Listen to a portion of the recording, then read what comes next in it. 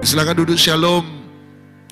Satu sukacita untuk berjumpa dengan Anda. Mari tanpa berpanjang lebar saya undang kita untuk melihat Kisah Para Rasul pasal yang ketiga. Kisah Rasul pasal yang ketiga ayat yang pertama. Di sana ada kisah tentang Petrus dan Yohanes yang menyembuhkan orang lumpuh di gerbang indah di bait suci. Saya percaya bahwa seringkali mujizat yang sesungguhnya itu tidak terletak pada mujizat itu sendiri. Tetapi mujizat yang sesungguhnya seringkali terletak pada peristiwa-peristiwa yang terjadi sebelum mujizat itu terjadi. Sekali lagi, mujizat yang sesungguhnya seringkali tidak terletak pada mujizat itu sendiri. Tetapi mujizat yang sesungguhnya seringkali terletak pada hal-hal atau peristiwa-peristiwa yang terjadi sebelum mujizat itu sendiri terjadi. Mujizat sesungguhnya jangan-jangan bukan hanya terletak pada orang lumpuh yang bisa berjalan, tetapi mujizat yang sesungguhnya sebenarnya ada begitu banyak peristiwa yang bagi kita biasa, bagi kita hanyalah sebuah kebetulan, tetapi saya percaya itu tidak pernah menjadi sebuah kebetulan. Sebab Tuhan sutradara terbesar dalam hidup Anda dan saya. Yang setuju katakan amin. Saya sebut ini sebagai silent miracle. Satu mujizat yang tak terucapkan. Satu mujizat yang sering kali terlewatkan.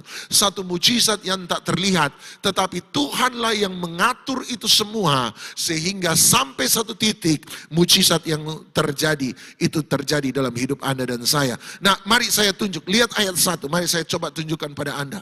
Silent miracle. Anda lihat Kisah Rasul pasal 3 ayat 1. Berkata pada suatu hari menjelang waktu sembahyang. Anda lihat, berarti mujizat ini tidak terjadi pada sembarang waktu. Mujizat ini terjadi pada waktu yang spesifik. Tidak terjadi pada waktu yang biasa, tetapi terjadi pada waktu yang khusus. Waktu yang spesifik. Jadi Anda jangan berpikir bahwa ini sembarang waktu. Ini adalah waktu yang khusus, waktu yang spesifik. God, Allah itu out of time, tidak diikat oleh waktu, tetapi ketika Allah bekerja, dia bekerja di dalam waktu, melalui waktu. Yang setuju katakan amin. Tuhan itu out of time, dia tidak dibatasi oleh waktu, tetapi ketika dia bekerja in time, through time. Di dalam waktu, melalui waktu. Berkali-kali dalam peristiwa Alkitab Anda akan menemukan bahwa Tuhan bekerja pada waktu yang spesifik. Anda masih ingat ketika api turun dari langit dalam kisah Elia, Anda akan temukan bahwa mujizat itu terjadi pada waktu orang Israel biasanya mempersembahkan korban petang.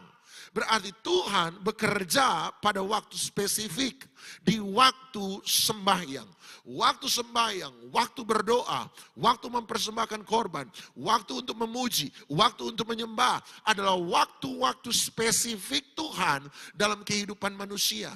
Yang setuju katakan amin sekali lagi. Anda lihat, oleh sebab itu ada 4 hal yang paling tidak bisa kita dapatkan dari waktu sembahyang. Times of prayer memberi 4 hal. Nomor 1, dalam Kisah Rasul 3 ayat 1 sampai 10, kita belajar bahwa times of prayer, waktu sembahyang, waktu berdoa, waktu menyembah, memberi kepada kita jawaban. Waktu sembahyang, waktu berdoa adalah waktu paling tepat bagi kita untuk melihat mujizat Tuhan terjadi. Sama-sama bilang jawaban. Jadi waktu sembahyang, times of prayer, waktu berdoa memberikan kepada Anda dan saya waktu untuk menemukan jawaban. Anda butuh mujizat, berdoalah. Anda butuh berkat, berdoalah. Anda butuh terobosan, berdoalah. Anda mau terima jawaban, berdoalah. Waktu berdoa, waktu sembahyang, times of prayer, waktu untuk menerima jawaban dari Tuhan. Nomor 2, times of prayer menurut saya, waktu sembahyang adalah waktu paling tepat untuk menerima kekuatan dari Tuhan. Sama-sama bilang kekuatan.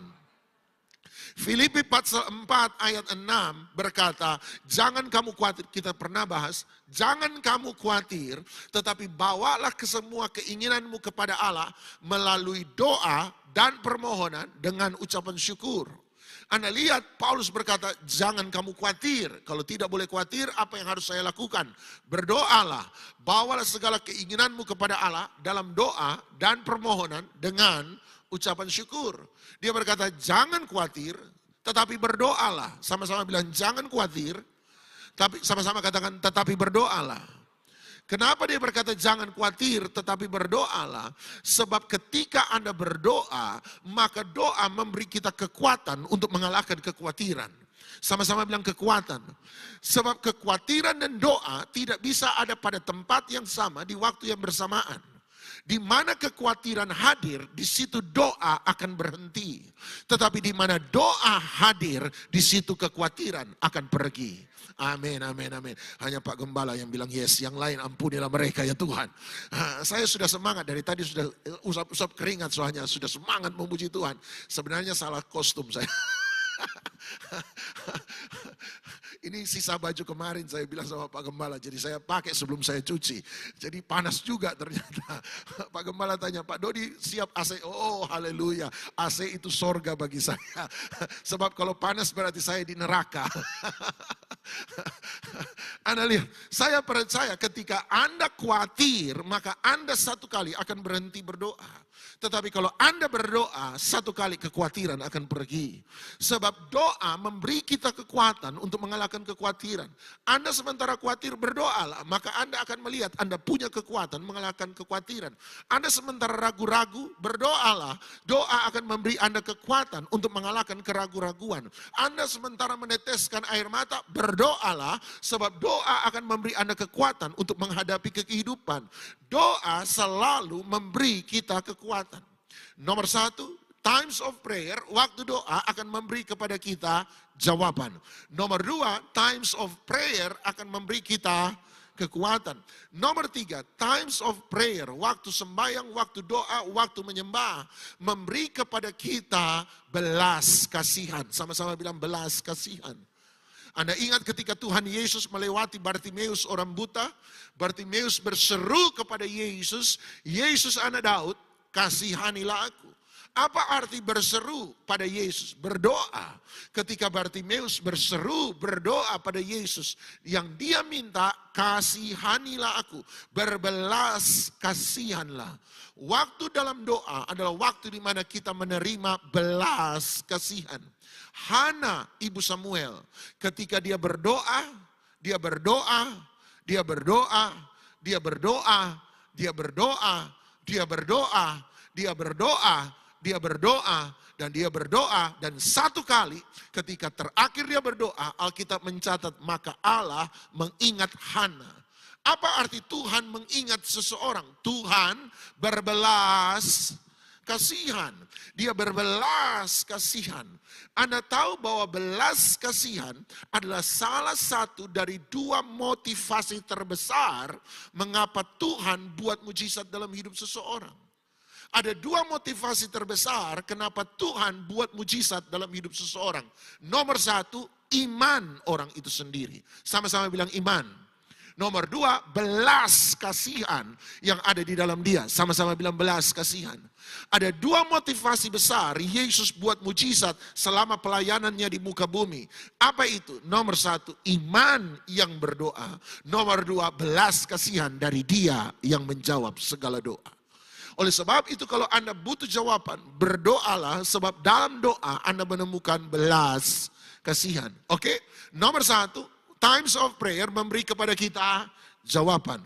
Nomor dua, times of prayer memberikan kepada kita kekuatan. Nomor tiga, times of prayer memberi kepada kita belas kasihan. Nomor empat, times of prayer, waktu sembahyang adalah waktu di mana Roh Kudus bekerja. Sama-sama bilang Roh Kudus bekerja. Kisah Rasul 4 ayat 31, Alkitab berkata, maka Tuhan menggoncang tempat di mana mereka berdoa dan penuhlah mereka dengan Roh Kudus. Jadi ketika seseorang berdoa, Roh Kudus bekerja. Kapan Pentakosta pertama terjadi? Kisah Rasul pasal 2. Sederhana, terjadi pada waktu murid-murid sementara berdoa. Dan ketika sementara berdoa, maka Roh Kudus bekerja. Periksa semua sejarah revival dari awal abad sampai pada akhir abad sekarang ini. Anda akan temukan semua revival selalu dimulai dari ruang doa. Sebab ketika kita berdoa, Roh Kudus bekerja. Orang bilang doa buang-buang waktu. Anda boleh pakai waktu untuk bekerja, malah Anda berdoa. Saya bilang memang doa seakan-akan saya tidak sementara bekerja. Tetapi di dalam doa saya boleh tidak bekerja. Tapi saya percaya dalam doa Roh Kudus yang bekerja. Saya percaya doa tidak pernah buang-buang waktu. Saya percaya kita harus bekerja. Sebab cara Tuhan memberkati seseorang lewat pekerjaan kita. Tetapi saya juga percaya kita harus berdoa. Sebab ketika Anda berdoa, Anda berhenti bekerja. Tapi Anda izinkan Roh Kudus yang bekerja. Oleh sebab itu saya percaya kita harus tetap berdoa. Berdoa, berdoa. Oke, 4 hal yang diberi oleh Times of Prayer. Nomor 1, jawaban. Nomor 2, kekuatan. Nomor 3, belas kasihan. Nomor 4, Roh Kudus bekerja. Nah, hari ini saya mau bicara soal times, saya mau bicara soal waktu. Saya ingat dulu sekali saya pernah ajarkan pada Anda dan saya coba mengingatkan ulang dan mengajarkan Anda tentang 3 jenis waktu.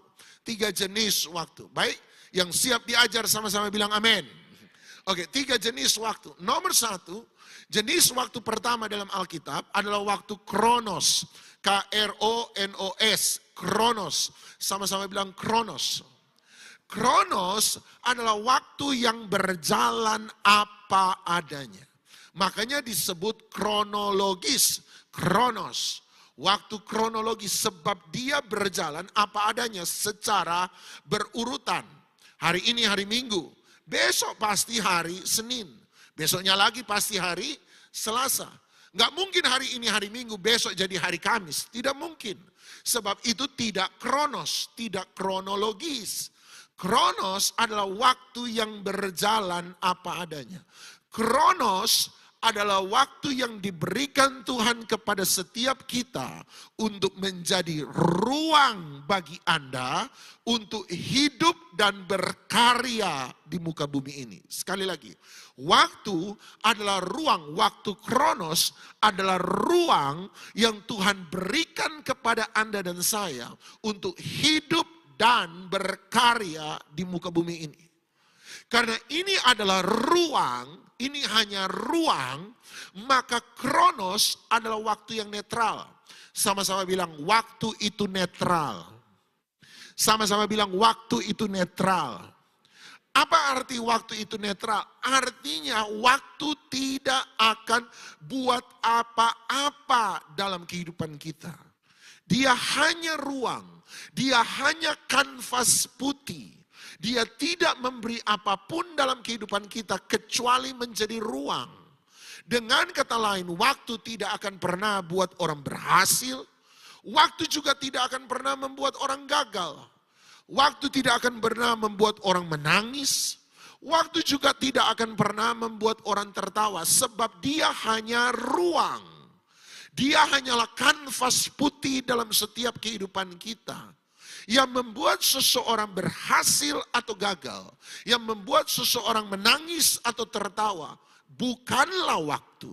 Tetapi yang membuat seseorang berhasil atau gagal, menangis atau tertawa adalah apa yang kita perbuat di dalam waktu. Waktu tidak membuat Anda berhasil. Waktu tidak membuat Anda gagal. Sebab Anda tidur-tiduran, waktu tetap berjalan. Anda kerja rajin, waktu tetap berjalan. Waktu tidak pernah buat apa-apa, dia hanya ruang. Anda mau malas-malasan, waktu tetap jalan. Anda mau rajin, dia waktu tetap jalan. Dia netral. Apa yang kita perbuat di dalam waktu, itulah yang akan menentukan kita berhasil atau gagal dalam hidup ini. Apa yang kita perbuat dalam waktu yang menentukan kita tetap sakit hati atau kita menjadi sembuh. Times will never heals. Bagi yang percaya bahwa waktu akan menyembuhkan, Anda salah besar. Waktu tidak pernah menyembuhkan sakit hati seseorang. Apa yang kita perbuat dalam waktu, itulah yang menentukan apakah Anda tetap sakit atau Anda akan menjadi sembuh. Times adalah waktu adalah netral. Sama-sama bilang waktu itu netral. Tapi ada orang protes sama saya. Tapi Pak Doni, saya kerja 5 tahun sama anak magang baru kerja 2 tahun, 1 tahun. Kenapa dia sudah dipromosi lebih daripada saya? Ya, sebab Anda bekerja berdasarkan kronos, tetapi dia bekerja berdasarkan waktu yang kedua, waktu kairos. K-A-I-R-O-S. Sama-sama bilang kairos. Nah, Anda tahu kairos adalah waktu yang disebut kesempatan. Sama-sama bilang kesempatan. Jadi ada jenis kedua yang disebut kesempatan.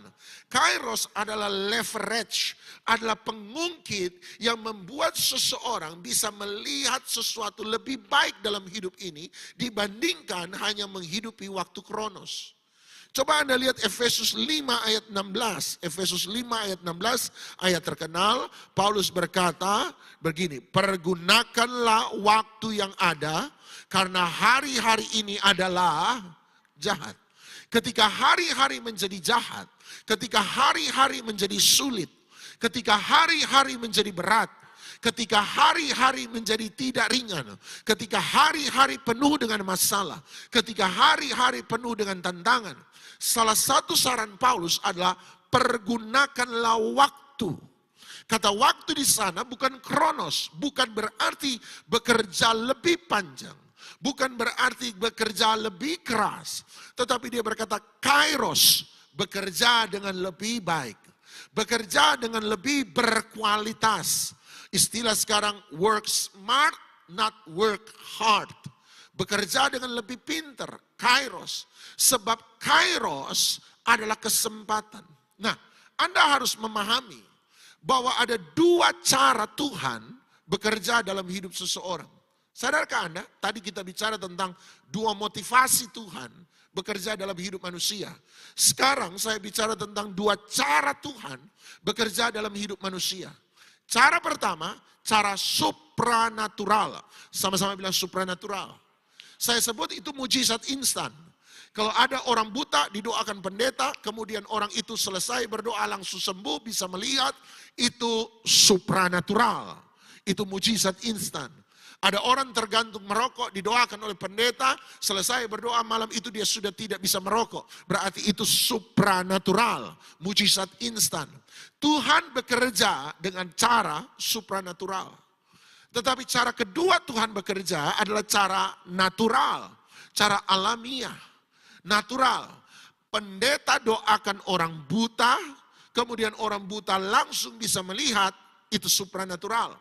Tetapi kalau Anda sakit, Anda berdoa sama Tuhan, kemudian Anda pergi ke dokter, kemudian Tuhan beri hikmat pada dokter, Tuhan pakai dokter, memberi pengobatan yang baik sehingga Anda sembuh, maka kesembuhan Anda sekalipun melalui dokter, itu pun kita anggap sebagai mujizat. Tetapi mujizat natural, sebab dia bekerja secara natural. Ketika Tuhan bekerja secara natural, ada 2 cara lagi yang Tuhan pakai. Ada 2 cara yang Tuhan pakai. Nomor 1, Tuhan bekerja secara natural dalam hidup kita. Dia memberi mujizat natural dalam hidup kita. Nomor 1, melalui orang lain. Sama-sama bilang orang lain. Jadi Tuhan kalau mau memberkati Anda, dia berkati Anda melalui orang lain. Kalau Tuhan mau menasihati Anda, Tuhan mau menegur Anda, seringkali dia menasihati kita, menegur kita melalui orang lain. Kalau Tuhan mau menguatkan kita, menghiburkan kita, seringkali dia menguatkan, menghiburkan kita melalui orang lain. Kalau Tuhan mau menolong kita, seringkali dia menolong kita melalui orang lain. Sama-sama bilang orang lain. Karena kita perlu orang lain adalah alat Tuhan untuk kehidupan kita, maka kita harus punya 2 kemampuan dalam hidup ini. Kali ini banyak angka 2. 2 kemampuan dalam hidup kita. Siap diajar. Nomor 1, kita harus punya namanya kemampuan skill. Sama-sama bilang skill. Skill bahasa Inggris artinya kemampuan, sama saja. Oke, saya mengerti itu. Tetapi skill saya sebut kepintaran, kebisaan seseorang. Kemampuan skill adalah kemampuan seseorang menyelesaikan masalah dalam kehidupannya. Setiap orang harus punya kemampuan skill. Anda harus mengembangkan kemampuan skill. Kemampuan apa? Menyelesaikan masalah dalam kehidupan kita. Jadi ketika Anda mengalami masalah, Anda perlu skill. Ketika Anda mengalami pekerjaan, proyek, diberi pekerjaan, proyek, Anda butuh skill. Ketika Anda disuruh melakukan sesuatu, Anda perlu skill. Skill penting. Skill adalah tambang emas dalam hidup seseorang. Anda harus mengembangkan skill. Anda harus melatih skill Anda kalau Anda mau melihat keberhasilan dalam kehidupan kita. Tapi nomor 2, Anda perlu kemampuan karakter. Sama-sama bilang karakter. Kemampuan skill, kemampuan untuk menyelesaikan masalah. Tetapi kemampuan karakter adalah kemampuan untuk bekerja bersama dengan orang lain. Kemampuan karakter, watak, tabiat adalah bagaimana cara saya berhubungan dengan orang lain. Sadarkah Anda? Kalau kita hidup satu-satunya manusia di muka bumi ini, Anda tidak perlu belajar kesabaran? Sadarkah Anda, kalau Anda satu-satunya manusia di muka bumi ini, Anda tidak perlu belajar kemurahan hati? Kalau Anda satu-satunya manusia di muka bumi ini, Anda tidak perlu belajar arti kesetiaan? Kalau Anda satu-satunya manusia di muka bumi ini, Anda tidak perlu belajar pengendalian diri. Sadarkah Anda, kalau Anda satu-satunya manusia di muka bumi ini, Anda tidak perlu belajar tentang hal-hal tersebut. Kenapa? Sebab hal-hal tersebut, kasih, sukacita, damai sejahtera, kesabaran, kemurahan, kebaikan, pengendalian diri, itu sesuatu yang selalu berhubungan dengan orang lain. Dan itulah yang kita sebut sebagai karakter. Bagaimana saya berhubungan dengan orang lain. Saya melihat bahwa ada orang gagal memperoleh pekerjaan sebab dia tidak mengembangkan skillnya. Tetapi saya juga sudah melihat ada orang-orang pintar, ada orang-orang hebat yang keluar dari pekerjaan bukan masalah skill, tetapi masalah utamanya adalah masalah karakter. Ada banyak orang tidak bisa berhubungan dengan orang lain. Merasa saya bisa, saya mampu, saya hebat, saya sanggup. Ya, skill membuat Anda menyelesaikan masalah lebih cepat. Tetapi karakter membuat Anda bisa menyelesaikan pekerjaan yang lebih besar. Kalau Anda mau lihat pekerjaan kita sesuatu yang lebih besar, Anda butuh orang lain untuk bekerja bersama-sama dengan Anda. Persoalannya perusahaan ini bukan hanya tentang Anda, perusahaan ini juga bicara tentang orang lain. Gereja bukan hanya bicara soal Anda, gereja juga bicara tentang orang lain. Makanya kita butuh skill, tetapi kita juga butuh karakter, sama-sama bilang karakter. Bagaimana Anda boleh pintar, tapi kalau bicara dengan bos, angkat kaki di atas meja. Anda pasti dipecat, bukan masalah skillmu, Anda dipecat karena masalah karaktermu. Saya bilang sama teman-teman saya sudah menyadari batas saya, tanpa usia tambah mengerti batas saya. Pokoknya tidak boleh 2 konseling lewat dari 1 hari, tidak boleh. Sebab 2 konseling sudah mumet kepala saya. Yang konseling 2 jam, 3 jam pulang hati senang sebab dapat tempat sampah untuk lempar masalah. Kita pendeta yang terima sampah pusing mikir ini harus bagaimana. 2 konseling 1 hari batas saya bilang sekarang hari ini. Sebab saya masih punya banyak hal untuk dipikirkan. Mohon maaf, yang mau konseling ketiga besok. Kenapa? Sebab kemampuan saya terbatas. Empati saya terbatas. Waktu saya terbatas. Otak saya terbatas. Tangan saya terbatas. Kekuatan saya terbatas. Saya terbatas. Saya mungkin bisa menyelesaikan itu, tetapi saya punya batas. Sama-sama bilang saya punya batas. Ada banyak orang harus mengerti batas hari ini. Anda dan saya punya batas. Kalau saya mau melihat sesuatu besar terjadi, saya butuh mendelegasikan pada orang lain. Saya butuh rekan kerja, saya butuh partner, saya butuh teman yang bersedia berjalan bersama-sama dengan saya. Saya butuh orang untuk bergandengan tangan, untuk melihat pekerjaan yang besar. Kerajaan sorga ada misi yang besar Tuhan untuk gereja. Oleh sebab itu tidak mungkin hanya one man show. Kita harus melakukannya bersama-sama. Karakter. Kita butuh orang lain. Nomor 2, secara natural Tuhan bekerja dalam hidup kita melalui orang lain. Tetapi nomor 2, secara natural Tuhan bekerja dalam hidup kita melalui kesempatan. Tuhan memberikan kepada kita kesempatan. Sama-sama bilang kesempatan. Lihat Markus pasal 6. Markus pasal 6. Ayat yang ke-48, Markus pasal 6 ayat 48. Ini kisah tentang Tuhan Yesus berjalan di atas air untuk menolong murid-muridnya. Tolong catat baik-baik. Tuhan Yesus berjalan di atas air untuk menolong murid-muridnya. Dia berjalan di atas air bukan untuk dipamerkan, tetapi dia berjalan di atas air karena itulah kebutuhan mendesak bagi dia untuk menolong murid-muridnya. Setiap mujizat Tuhan beri dalam hidup seseorang, setiap kuasa Tuhan beri dalam hidup seseorang bukan untuk dipamerkan bagi keuntungan pribadi, tetapi semua itu kita lakukan supaya orang lain bisa diberkati. Mimbar kudus ini, tempat panggung di mana kita melayani, hai pelayan-pelayan Tuhan. Ini bukan etalase untuk mempromosikan harga diri kita, hebatnya kita, besarnya kita.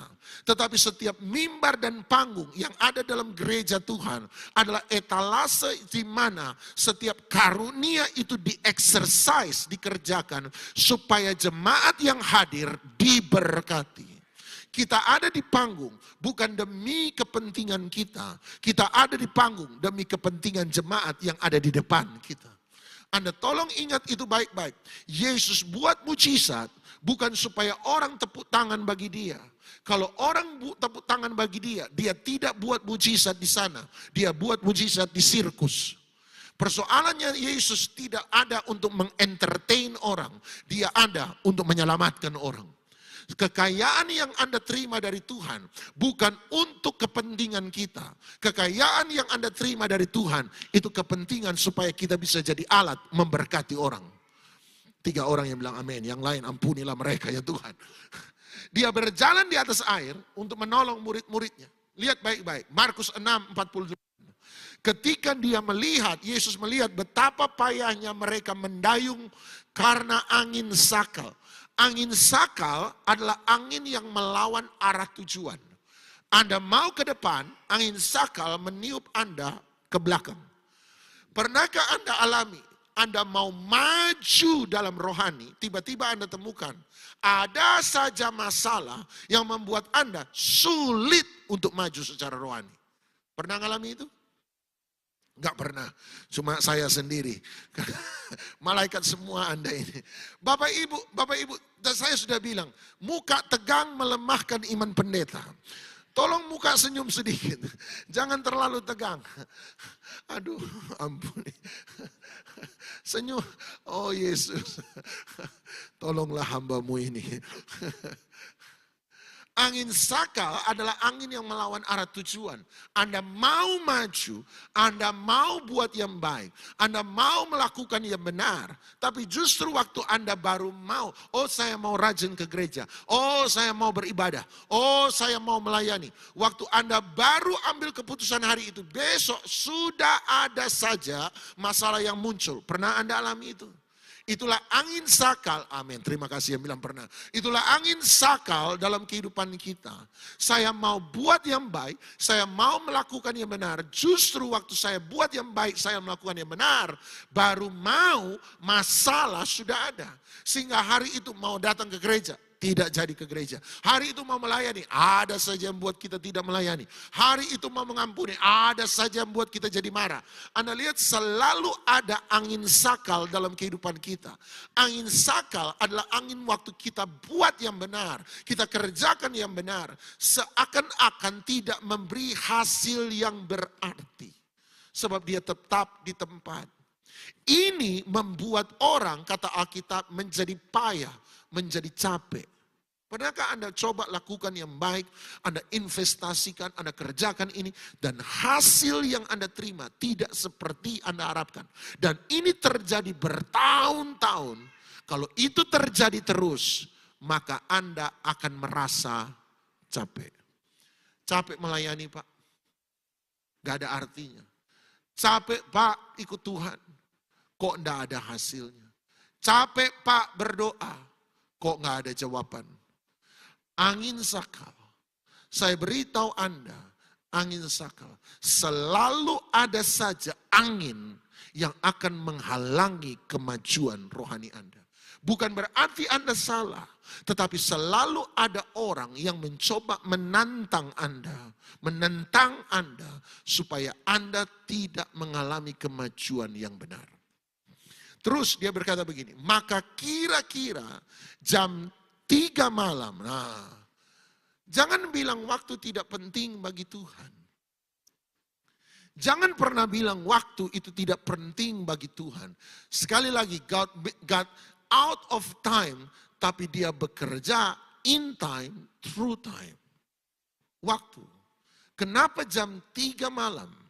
Kenapa bukan jam 2 malam? Kenapa bukan jam 4 subuh? Kenapa bukan jam 5 subuh? Kenapa bukan jam 1 malam? Kenapa bukan jam 11 malam? Kenapa jam 3 malam? Anda harus mengerti bahwa zaman dulu tidak seperti zaman sekarang. Zaman dulu kejahatan masih lebih banyak daripada zaman sekarang. Kejahatan seringkali terjadi, kebakaran tak terkendalikan. Sebab di waktu malam seringkali orang lalai. Dan oleh sebab itu dibuatlah yang namanya sistem jaga malam, siskamling. Sistem jaga malam zaman dulu dibagi menjadi 4 jam jaga. Jam 6 sore petang sampai jam 9 malam itu jaga yang pertama. Jam 9 malam sampai jam 12 tengah malam jaga kedua. Jam 12 tengah malam sampai jam 3 subuh jaga ketiga. Jam 3 subuh sampai jam 6 pagi jaga keempat. Lihat, Yesus datang jam 3 subuh, jam 3 malam. Berarti itu terjadi di transisi dari jam ketiga, jaga ketiga, menuju jaga keempat. Dengar baik-baik. Waktu transisi adalah waktu yang krusial dalam hidup seseorang. Waktu shifting dalam hidup kita, itu waktu penting dalam hidup Anda dan saya. Waktu peralihan selalu menjadi waktu terpenting dalam hidup seseorang. Kenapa saya berkata terpenting, kenapa krusial? Sebab itu akan menentukan hidupmu di kedepan hari. Anda dari tidak punya pekerjaan, kemudian Anda diangkat tiba-tiba jadi manajer dengan gaji besar. Saya mau berkata, itu adalah waktu transisi. Di mana dari Anda berkekurangan, sekarang Anda berkelimpahan. Ini waktu penting, kenapa? Sebab waktu ini akan menentukan respon Anda pada waktu itu, akan menentukan Anda jadi sombong ke depan, atau Anda tetap rendah hati di hadapan Tuhan. Waktu Anda dari orang hebat, tiba-tiba Anda menghadapi masalah. That's the time of transition. Itulah waktu pergantian, itu waktu transisi, dan waktu ini menjadi waktu penting. Sebab ini akan menentukan di depan Anda akan lemah atau di depan Anda akan tetap kuat. Seandainya saya percaya begini, seandainya 3 sahabat Ayub tidak terlalu berlama-lama, tunggu 7 hari diam dan tidak bicara apa-apa pada Ayub, saya percaya Ayub tidak akan ada dalam kelemahan hari itu.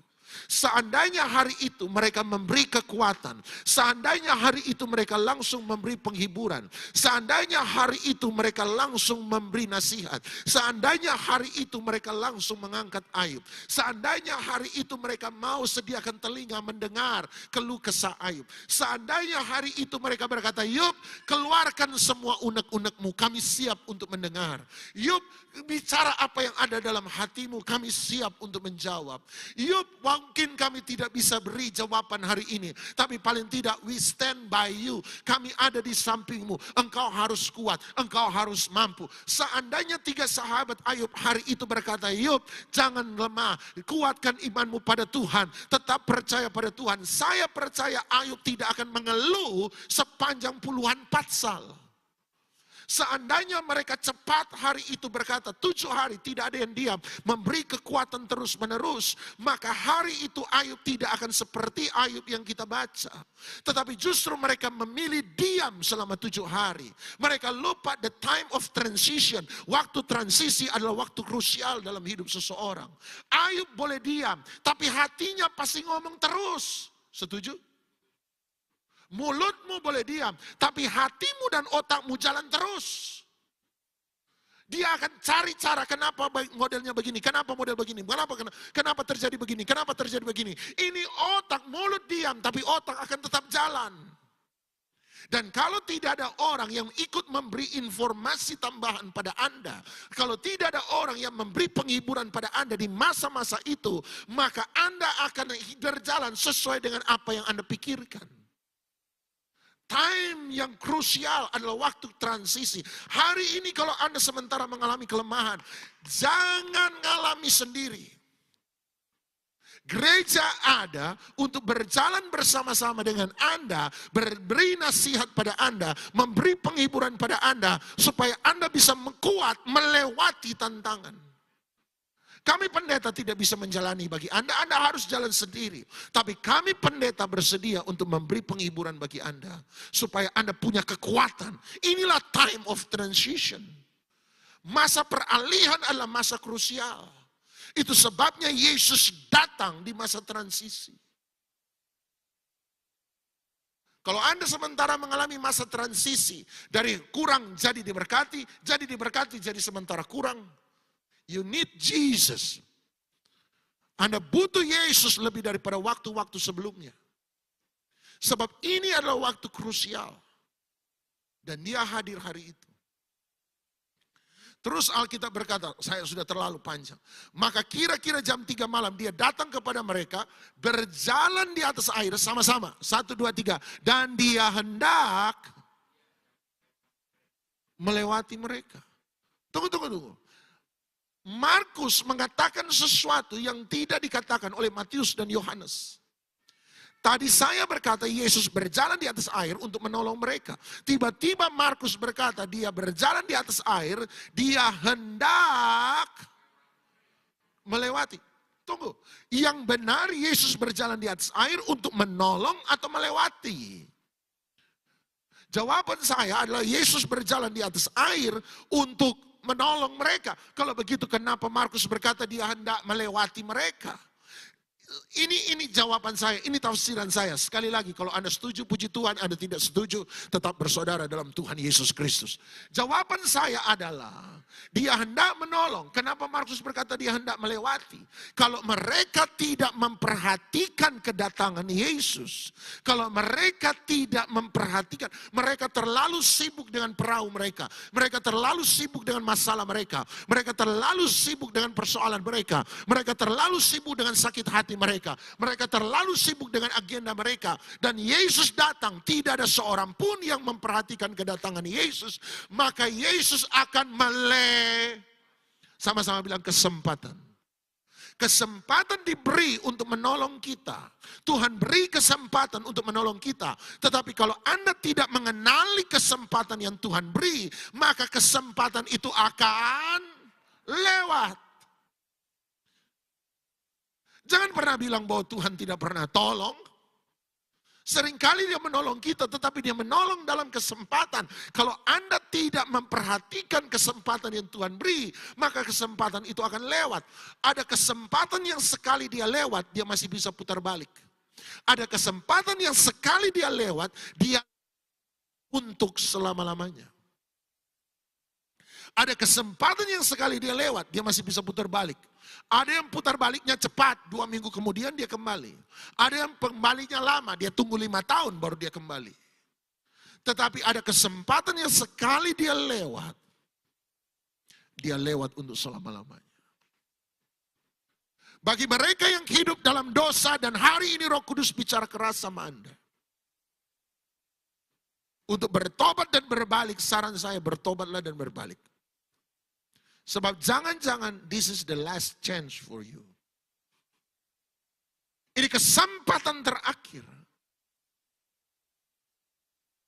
Fir'aun berkali-kali mengeraskan hati.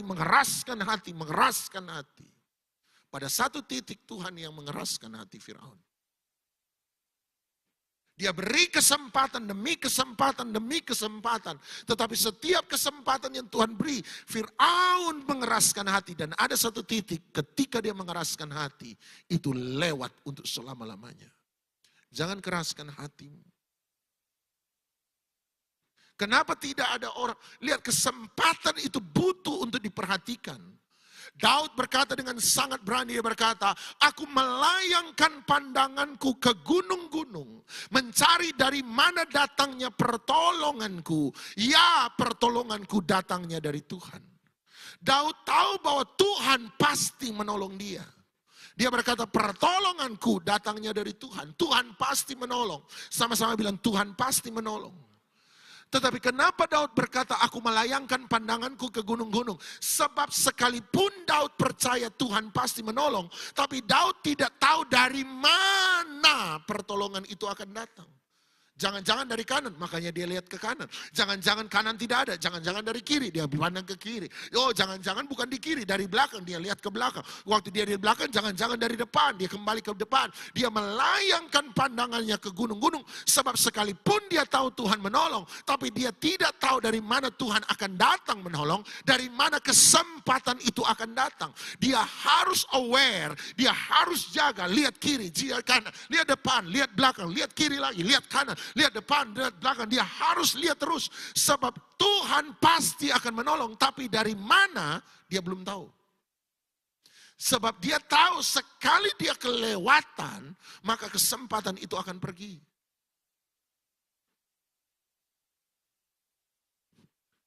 Kenapa mereka harus memperhatikan? Kenapa mereka menjadi tidak memperhatikan? Ya, menurut saya sederhana. Sebab jangan-jangan mereka terlalu terfokus dengan persoalan mereka. Ada banyak orang terlalu terfokus dengan masalah mereka. Ada banyak orang terlalu terfokus dengan agenda, keinginan, pikiran mereka. Sehingga kesempatan itu lewat. Ada banyak orang menuntut Tuhan harus menolong kita dengan cara yang kita pikirkan.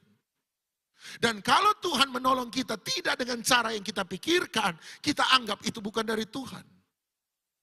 Sama-sama bilang bodoh.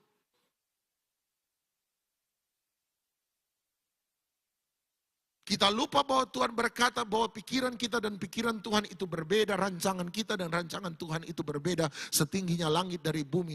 Demikianlah pikiran kita dari pikiran Tuhan dan rancangan Tuhan dari rancangan kita. Kenapa kita harus paksa Tuhan bekerja menurut cara kita? Dan kalau tidak seperti itu, kita anggap bukan dari Tuhan. Kesempatan. Seringkali kita paksa Tuhan harus menolong kita dengan cara kita. Sakit hati, sama-sama bilang sakit hati, adalah menyerahkan kebahagiaan kita kepada keputusan orang yang telah menyakiti kita. Sakit hati, ketidakpengampunan, berarti Anda menyerahkan kebahagiaan Anda kepada keputusan dan tindakan orang yang justru telah menyakiti Anda. Oh, kalau dia tidak pernah soja-soja depan saya, Pak, minta maaf sama saya. Jangan harap saya puas, Pak. Kalau dia belum rasa penderitaannya saya seperti saya menderita gara-gara dia, jangan harap saya puas, Pak. Kalau dia belum ganti, Pak, jangan harap, Pak, saya bisa puas. Sakit hati ketidakpengampunan berarti menyerahkan kebahagiaan kita kepada keputusan dan tindakan orang yang justru telah menyakiti kita. Makanya Tuhan Yesus mengajar untuk mengampuni. Kenapa? Pengampunan berarti saya berkata mulai dari sekarang engkau bukan sumber kebahagiaan saya. Tetapi mulai dari sekarang Yesuslah jadi sumber kebahagiaan saya. Semua yang engkau buat jadi rugi bagi saya percaya Tuhan sanggup ganti dengan yang lebih baik. Kalau Yusuf menuntut 10 kakaknya minta maaf dan ganti rugi sama dia, Yusuf tidak akan pernah jadi Perdana Menteri di Mesir. Sebab Tuhan ajar lewat cerita Yusuf yang bikin salah 10 kakaknya, tapi Tuhan pakai Fir'aun untuk mengganti semua kesalahan kakaknya. Seringkali yang bikin sakit hati Anda orang lain, tapi Tuhan akan pakai orang yang berbeda untuk mengganti semua kerugian yang engkau punya. Anda mau tuntut 10 kakak Yusuf ganti rugi sama Yusuf? Sampai Tuhan Yesus datang 3 kali gak akan jadi.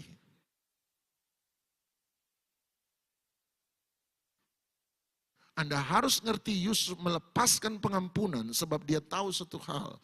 Bukan mereka sumber kebahagiaan saya, bukan mereka sumber berkat saya. Sumber kebahagiaan dan berkat saya serahkan sama Tuhan. Saya ampuni kamu, berarti saya memutuskan bukan kamulah yang akan membahagiakan saya, tapi Tuhanlah yang akan membahagiakan saya. Kalau Anda terlalu terfokus pada badai, Anda lupa Yesus sementara lewat. Saya berdoa, jangan biarkan Yesus melewati Anda. Hari ini berseru seperti Bartimeus berseru, Yesus anak Daud, kasihanilah aku. Mari kita datang pada Tuhan.